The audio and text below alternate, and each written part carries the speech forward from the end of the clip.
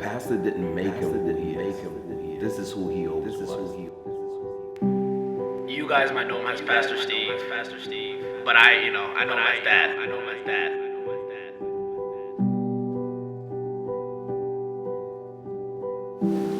So for us, we were the first members of the House of Judah that he officiated our wedding ceremony. So that would always be something special in our hearts that he was able to do that for us. It was a beautiful day. I mean, it started out raining, but it ended up being so sunny and windy, but it was just beautiful to have him officiate the wedding. It was a wonderful time. It really was.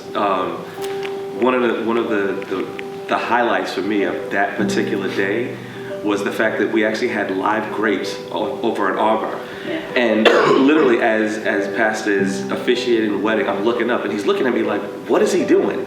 And so when he got to the point of kiss the bride, I literally took one of the grapes, put it in her mouth, and I kissed her. Yeah. That was good. That was a good memory. I've known Pastor Steve since I was 12 years old. Wow. My older brother, Mark Weaver, and Pastor Steve, or Steve Mangum, and there was a third one, Jeff Williams. They were the Three Musketeers. Your brother was one of them. As teenagers, they were hilarious, but I have to say that even at 12 years old, the very first time Pastor Steve came, he came with his brothers, Joe and Tom, and they came over to pick up my brother from our apartment building to take him to play ball. And it was just something about the aura they brought into that apartment house. All right. You know, something that they brought, it was such a flavor, it was such life, they were so excited. And then I watched how my brother would just light up being around them because it was only me and my sister, he didn't have any brothers. So they became his brothers. So that's, my connection. And then we all went to Tabernacle of Prayer, we all went to the same church together, the Holiness Experience, we all had that together. But the amazing thing is how we came back full circle. Yeah. Wow. Yes. And my brother's no longer with us, but I have Pastor Steve. Oh, yes. That's good. And So what Pastor Steve does is he encourages us to go past our limits, and how he inspires me is because whenever someone's down, he always has something to say to cheer them up after the day's over. And what you inspire me to do is to always be in touch with my vision, have a plan for myself, and know that family is what's most important. Pastor Steve is best as praying and preaching because he uses the word from the Bible, and he inspires me to be a better worshiper because he's good. Because when he worships, he uses a lot of effort into his work, and he does a lot for this church.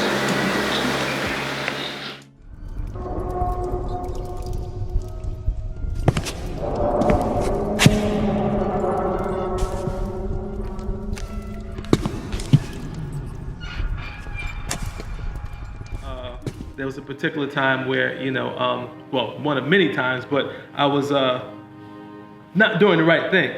So, of course, Pastor, I get pulled into the dungeon. I belonged there at that time. The dungeon.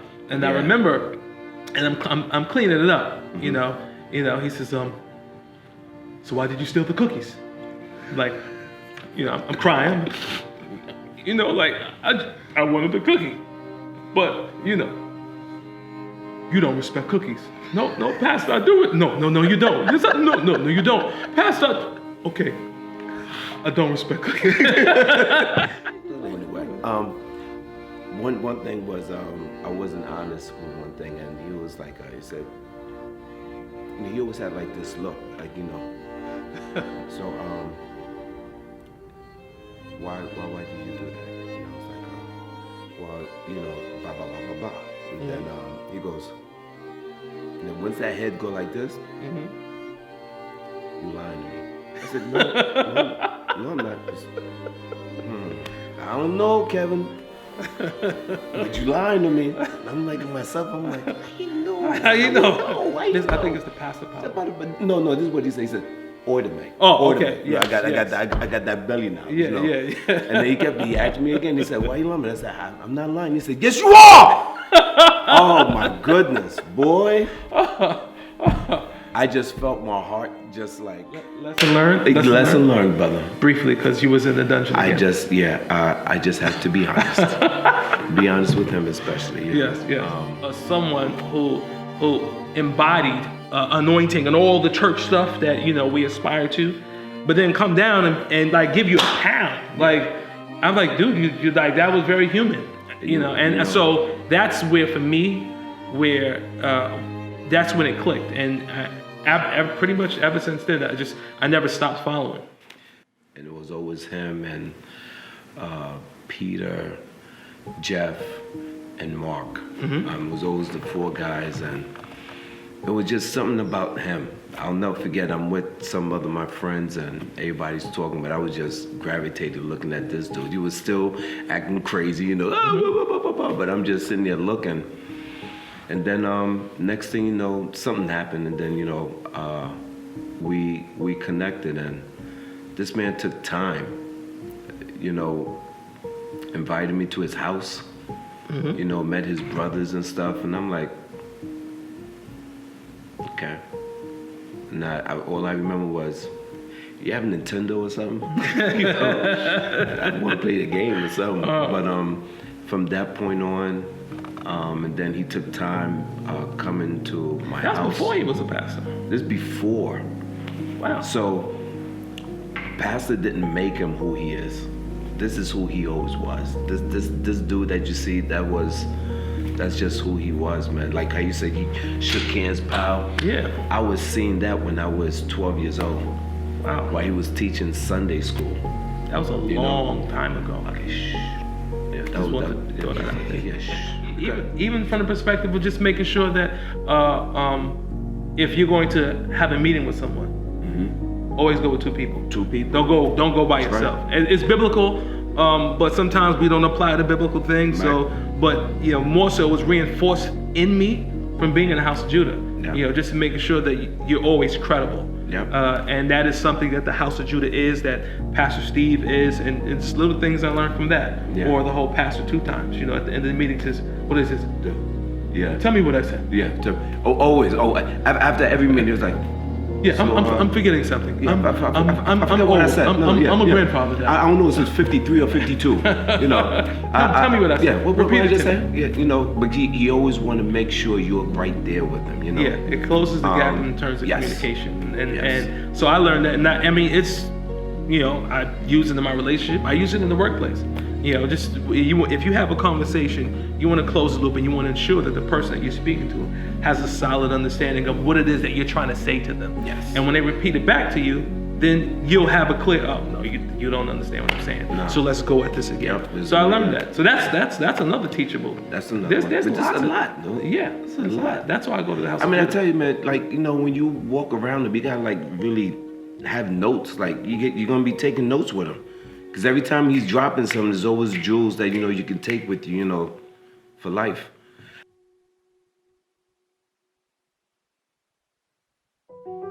Yeah, I love Pastor Steve because his characteristic is really strong. Like, he's really passionate about people. Like, if he loves and cares about you, you know that he really loves and cares for the people. I mean, he cares for your everyday life, not just your spiritual life. And to me, as a man of God, that's really important because it's family first with him. And he's like the all-around type of person. Like, he makes sure like the body, mind, and soul is taken care of. And that's what I love about Pastor Steve, because what you see is what you get. What keeps us here at the House of Judah, I believe, is having a deep love for Pastor Steve and being connected to him. When I first met Pastor Steve, it was at a Men of Honor. And, I spoke with him and I said, this is a nice church. And he, automatically, he grabbed me and said, hey, let me show you around. Now, this was during a Men of Honor night. And he showed me in the church. He showed me the church, and we were talking. And I think from that point on, I think the connection started to begin. Because at the time, me and my wife was searching for a church home at that time. And, you know, just that experience with Pastor Steve was awesome to me. And I felt that at that time, that's where the connection started. Yeah, I mean, with Pastor Steve, what's surprising to us with Pastor Steve was his sense of humor. I mean, I grew up in the church, and when you think of church and pastors, you think of somebody stoic. Not saying that he's silly, but I'm saying you think of somebody that's so to themselves and you know, straightforward and they can't crack a joke every now and then. Well, that's not Pastor Steve, and that surprised me. I think what keeps us, and we was talking about this earlier, what keeps us here is the family, like Sister Geraldine said. You know, inviting us to his house, that doesn't happen at other churches. That's unheard of, where pastor will invite you to his house, come to your house, come see you, and come hang out with you for the whole day. Not because he has to, not because that's the thing to do and that's the minister to go. No, he does it because he wants his family. That's true. Yes, that's what I like about Pastor Steve is that he's so intentional in adding value to my life or to everyone's life that's part of this church. And to me, that's been very impressive because not too many pastors want to pour so much into like each member, not because you're a leader or not a leader, but just every member, and that's very impactful. And the thing that keeps me coming here is the consistency in the Word, the way he brings a message every Sunday. It's been consistent since I've been here, and I appreciate that. Yes, that's good.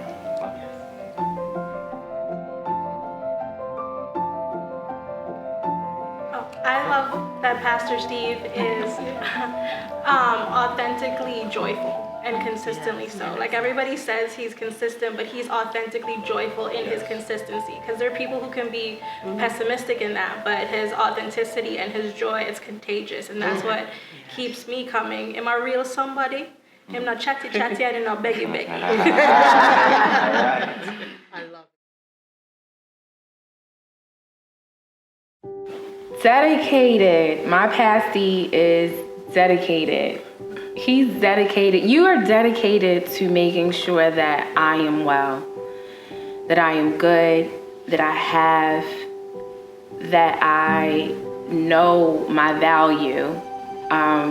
You have dedicated yourself to me in that way, to making me always feel like I can come to you no matter what. And I think dedication from a man, from a father figure in a girl's life is so vital. And it does something.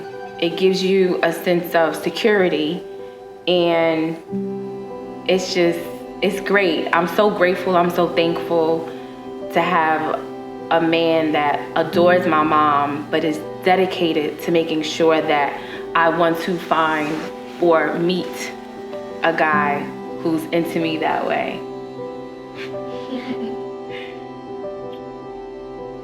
I'd say the one word that describes my dad the best for me is he's consistent. You guys might know him as Pastor Steve, but I know him as dad. So it's like I come from a different perspective as everybody that's sitting down. So no matter what his schedule might look like, whether it's meetings with other pastors or with some of the congregants, I just find like if I have a basketball game or if I need him, he's always there for me. And there's nothing that can separate us, not even the church. Like that. Thank you. Great. You want to say anything else? You good?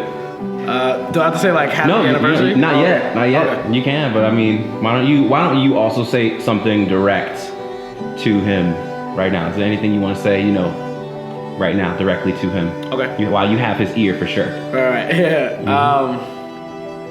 Dad, I love you, and thank you for always being there for me. And when I'm down, you lift me up, and when I'm happy, you keep me happy. But so yeah, I just appreciate you for who you are and for building me into a better man. Mm-hmm. So thank you. Happy 18th anniversary, Pastor Steve.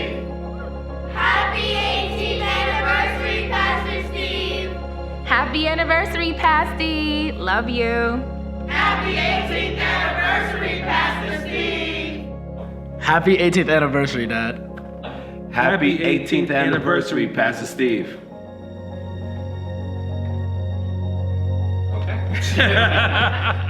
you grab all that? Can I just say one more Please, thing? as much as you like.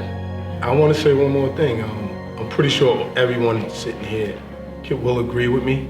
Pastor Steve is an awesome basketball player. Awesome basketball player. Wait, you need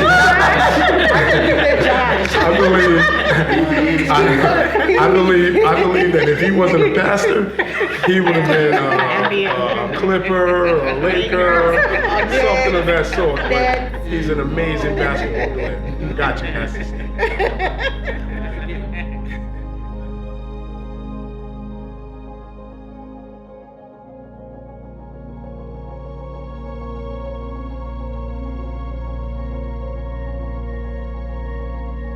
Wow, Pastor Steve, it's been over 18 years since you made that decision to begin this ministry in our living room. And then you moved it to Laurelton, to one of our founding members' home.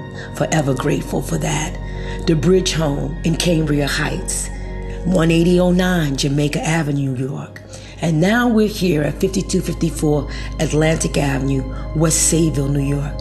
Our next conquest is to build that campus at 310 Creative Drive, Central Islip, New York. Your uncanny ability to say, do, and then muster up the motivation, determination, and stabilization to accomplish whatsoever you put your mind to is without doubt remarkable. And as you continue this journey, I decree and declare that God is not unrighteous to forget your work, diligence, determination, and labor of love which you have ministered to the saints and all that come in contact with you, having a mission to add value to their lives. I charge you to continue without doubt, full of faith, knowing that the Lord has equipped you with well-ableness. I charge you to run the race, finish every challenge, stand every test, and conquer every vision that God has set before you. And finally, I asked the question I asked you over 18 years ago, this time with certainty knowing the answer. Are you sure that this is what you want to do? Only this time I know it's not what you want to do, it's what you have to do. Let's go.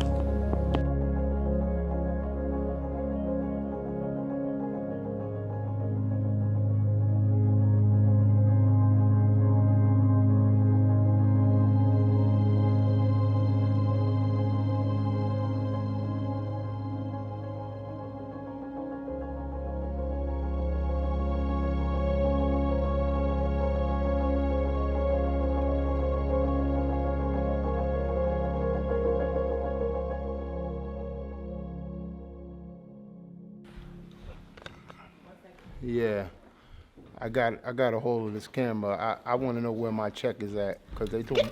Turn this off.